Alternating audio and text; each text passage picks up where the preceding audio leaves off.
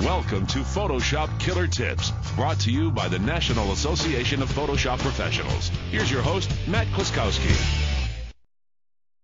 Okay, so what happens if you're working on a photo and it's on a background layer and you realize later that you want to move that background layer around? Maybe you want to add another photo to it and kind of collage them together, so you need to be able to move that original background layer that you have here. Well, let's try it. We've got the Move tool, and what we'll do is just click and drag, and as soon as I do that, I get that nasty little dialog that tells me that I couldn't do it because the layer's locked. So why does this happen? Well, by default, your photos will open onto a background layer, and that background layer is always locked. You can see the little lock icon here. So there's a couple of ways around it.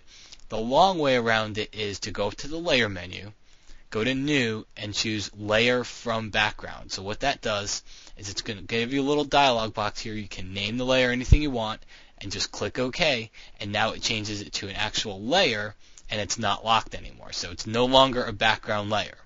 I'm going to undo here. The quick way around that is just take your Layers palette here, hold down your Alt on a PC, your Option key on a Mac, and just double click. And that changes it automatically to Layer 0. You don't get a choice to name it, but for me, I don't really care. I just don't want it to be a background layer anymore. So honestly, that's one of the very first things I do whenever I open up a photo is I just Alt double click on the background layer and it becomes a regular layer for me, so then I don't have to worry about doing it later, and I don't have to worry about the layer actually being locked either.